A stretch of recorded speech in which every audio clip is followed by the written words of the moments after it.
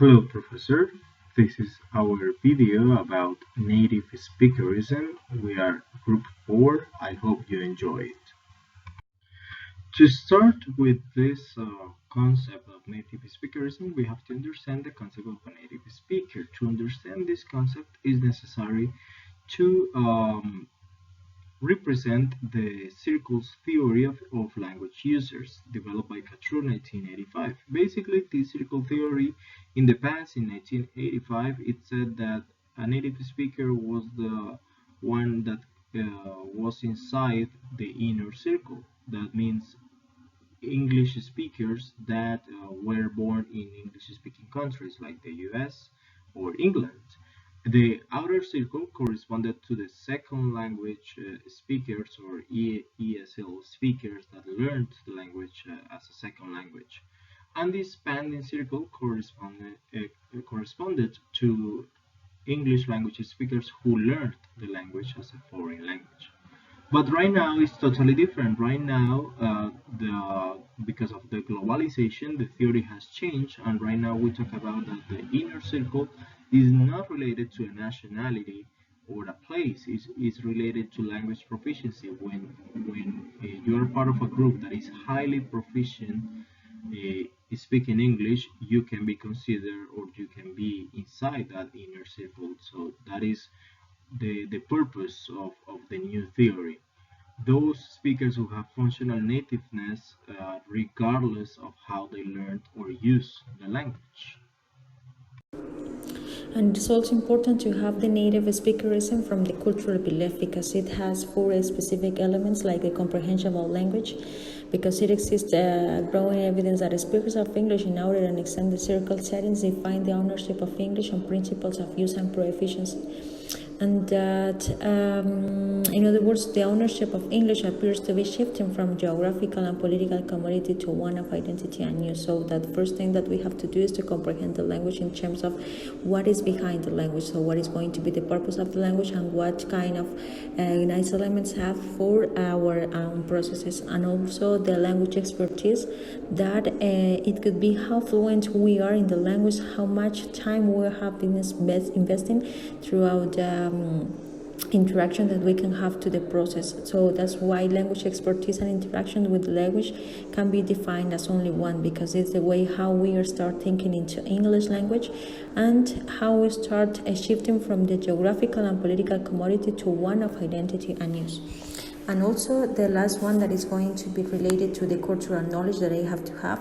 So it's going to be related to the linguistic diversity, that because it's one of the elements of heritage of community and humanity. So it helps to foster understanding between different people whose historical and cultural legacies are completely different. Other way that is very important to have this is going to be how we locate the language in terms of teaching and learning processes, because they have factors that reflect historical memories and cultural identities. And those are the basis for the current training, evolution, and configuration of that language. But it's important also to remember and to remind to students that we can have different strategies to develop different language skills, that they are going to be aware of the importance of knowing in depth the cultural link to the language they are studying. That's why those factors are completely important, related to how we start taking the native speakerism from the cultural belief and try to avoid the cultural belief that native speakerism is just a thing that is not important, and to start thinking about the useful things that we can have when we teach a second language. Continue with the presentation. I'm going to show you a parallelism between teaching English international language and the language ideology of native speakerism. Just to start, it's important just to give a short definition what native speakerism, and according to Holiday 2006, he said, or he defined this as a pervasive ideology within English language teaching, characterized by the belief that the native speaker teacher represents a Western culture from which spring the ideas both of English language and English language teaching methodology. It is important just to answer this question: how does teaching English international influence in the language ideology of native speakerism? Let's define this one. This is that teaching English international language is an emerging paradigm in English language teaching, according to Matsuda. Yes, that acknowledges that the linguistic, functional, and cultural diversity associated with the English language today. There are several assumptions regarding native speakers. The first one is that the natives have more linguistic and cultural knowledge. This is believed that they may better teachers than their non-native speakers counterparts. But according to Cook in 1999, he said that because of their nativeness, that not told the truth as well regarding to this, that they got more cultural knowledge. The second one is the students or the parents might also prefer nest teacher because they believe that the nest better represent the type of people that they would interact with in the future. But according to the map book 2003, he said that such a preference is not necessarily true. The number three is the proficiency in intercultural communication is higher in nest teachers, but emphasizing in the teaching English as an international language is not something that the all nest has, because these people, these nest teachers, who have no move or travel much and communicate almost exclusively with people from the same area, and they don't know or don't develop opportunities or intercultural communication skill or knowledge of different cultures as well. The number four is teaching English as an international language politically and ideologically driven.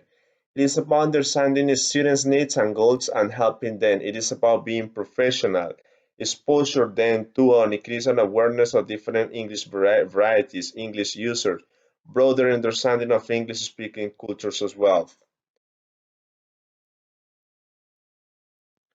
Taking into account some communicative aspect of language, users are named as expert rather than as a native speaker. So regarding to language expertise, it has some advantages over nativeness. The number one is just to feel close to what they know. Expertise is different from identification as well. The second one is that the expertise is learned. This is not fixed or innate. The number three that the expertise is relative. One person's expert is another person's fault as well. The fourth one is that the expertise is partial. People can be expert in several fields, but they don't know what to do. And the last one is that just to achieve, or the certification process, just to achieve the expertise, one goes through the processes of certification in which one is judged by other people as well. However, Pennycook in his work in 2012 points out proficiency comes from education and experience, not birth, and so native speakers cannot be assumed to have a superior proficiency in all skills. In this regard, some research studies highlight that an instinctive knowledge about language doesn't ensure a high level of accuracy in all skills. An example of this is evident when native speakers speak their language but at the moment to write, spelling mistakes are noticeable. Or another fallacy is encountered when, at the moment of correcting English discourses from students, some native speakers claim linguistic legitimacy, yet not always supported by knowledge. Now, native speakers differ from local teachers due to their greater linguistic skills, accent, and pronunciation, and because they speak a standard form of English.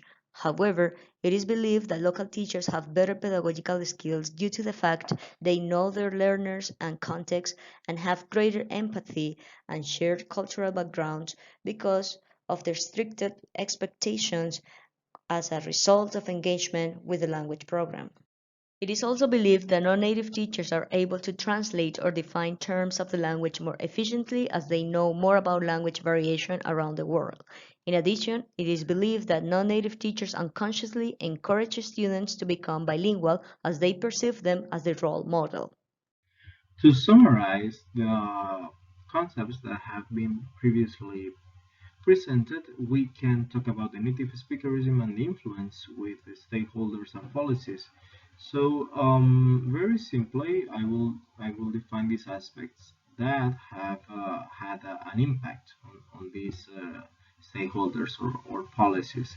So, first is that there is a new hegemony of English. There is not a unique culture right now, an American culture. There are more cultures, more voices, and culture is changing. There are several changing cultural flows. That's why the native speaker problem is that the accent of the native speaker accent is disappearing because there are more. English speakers that have learned the language as a foreign or as a second language. So there are more varieties. So now, considering this in terms of teaching, when we talk about native speakers that are English teachers, if they want to become ideal teachers, they have to develop a high degree of proficiency in the learner's mother tongue. They have to understand their learners. And when we talk about non-native speakers in teaching, we have to talk about teachers who have achieved a near native proficiency in English that is necessary. But it's not, the purpose is not to confront these aspects. The purpose is to learn from the potentials and the limitations that these teachers have to progress, to advance, regardless the constraints that they can have. Thank you for watching our video, and these are our references.